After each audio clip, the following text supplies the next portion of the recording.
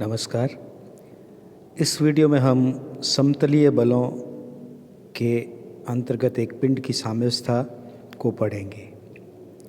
और जैसा कि हम जानते हैं कि समतलीय बल वो बल होते हैं कि जिनका की क्रियाशील रेखा एक ही तल में स्थित हो। ऐसे बलों को हम समतलीय बल या द्विविमीय बल भी कहते हैं।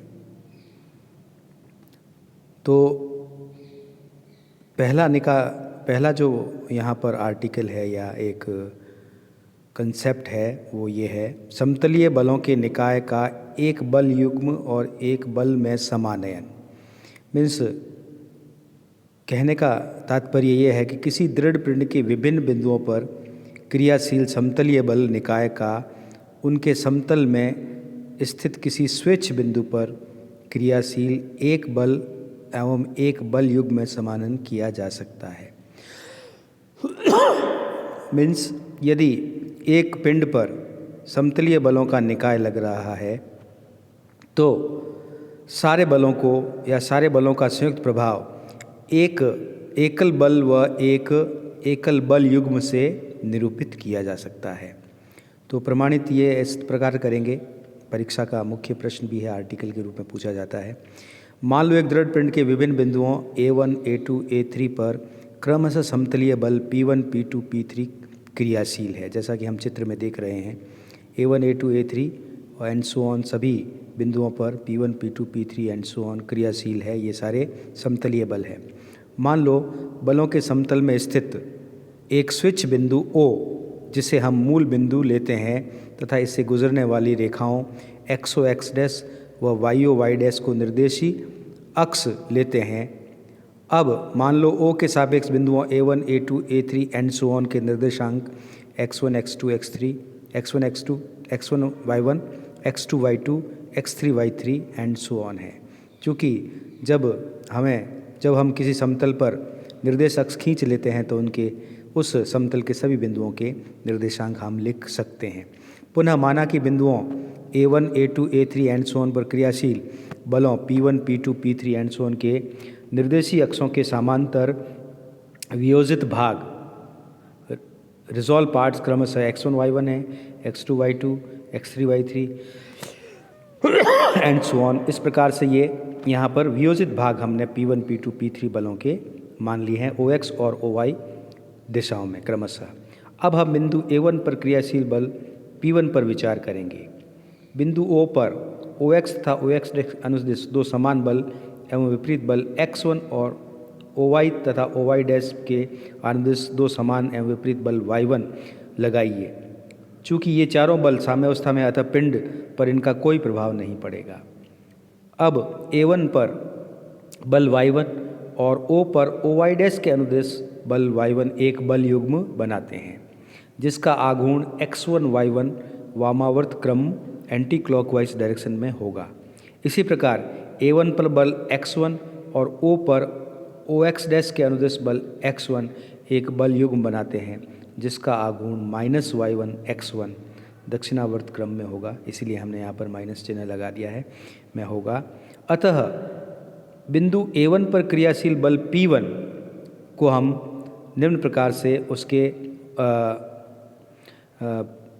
प्रभाव को निम्न प्रकार से निम्न दो और कहिए कि निम्न तीन राशियों के समान प्रदर्शित कर सकते हैं। पहले OX और OY के अनुदिश क्रियाशील बल X1 व Y1, तो दो तो बल हो गए, और X1 Y1 minus Y1 X1 आघूर्ण जो कि एक बल युग्म है के तुल्य है। कहने का तात्पर्य यह है कि बल P1 जो है तीन राशियों के संयुक्त प्रभाव के बराबर है। पहला OX के अनुदिश एक बल X1, दूसरा OY के अनुदिश एक बल Y1 और तीसरा एक बल आघूर्ण जिसका कि एक बल युग्म जिसका कि आघूर्ण X1 Y1 minus Y1 X1 है। इसी प्रकार हम अन्य बलों को भी हरेक को तीन तीन राशियों के संयुक्त प्रभाव से निरूपित कर सकते हैं। तो इन सब बलों को इन तीन राशियों से निरूपित करने के बाद में हम बल निकाय को निम्न रूप में देख सकते हैं। सभी बलों के प्रभाव का संयुक्त प्रभाव हम इस प्रकार से देखेंगे। तो जब सभी बलों का OX के अनुदिश एक एक घटक उपस्थित है जैसे P1 का x1, P2 का x2, इसी तरह से सबका, तो OX के अनुदेश एक बल मिलेगा संयुक्त रूप से, वो है x1 + x2 + x3 and so on x।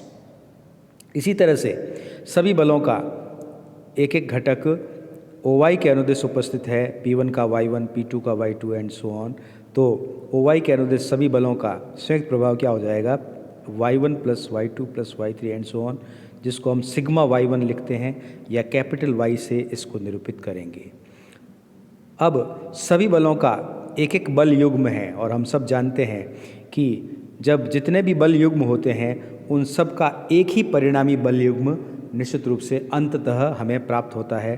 तो इन सारे बलों के युग्म, बल युग्मों के आघूर्णों का योग करें तो योग आएगा sigma small x1 capital Y1 minus small y1 capital x1, जिसको कि हम कैपिटल G से निरूपित करेंगे। तो यहाँ ये एक निष्कर्ष निकला कि पूरे बल निकाय का संयुक्त प्रभाव पिंड पर 2 बल और 1 बल युग्म के बराबर है। लेकिन हमें तो यह सिद्ध करना है कि पूरे निकाय का पिंड पर प्रभाव 1 बल और 1 बल युग्म के बराबर है।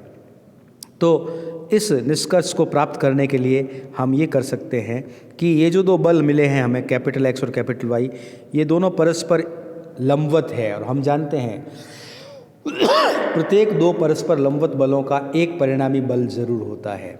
तो यहाँ यदि कैपिटल X और कैपिटल Y का एक परिणामी बल यदि R मान लें तो R का मान हो जाएगा √x² + y², और थीटा यदि इन दोनों परिणामी और कैपिटल X के मध्य कोण है तो थीटा को हम परिभाषित करेंगे tan 1 y/x। अंततः यहाँ ये सिद्ध हुआ कि दिया हुआ बल निकाय स्विच बिंदुओं पर क्रियाशील बल R तथा G आघूर्ण के बल युग्म में समान्वित किया जा सकता है। तो यहाँ ये सिद्ध हो गया कि एक बल निकाय को हम, जब एक समतलीय बल निकाय किसी पिंड पर क्रियाशील हो तो हम उसको एक बल और एक बल युग्म के संयुक्त प्रभाव से प्रदर्शित कर सकते हैं।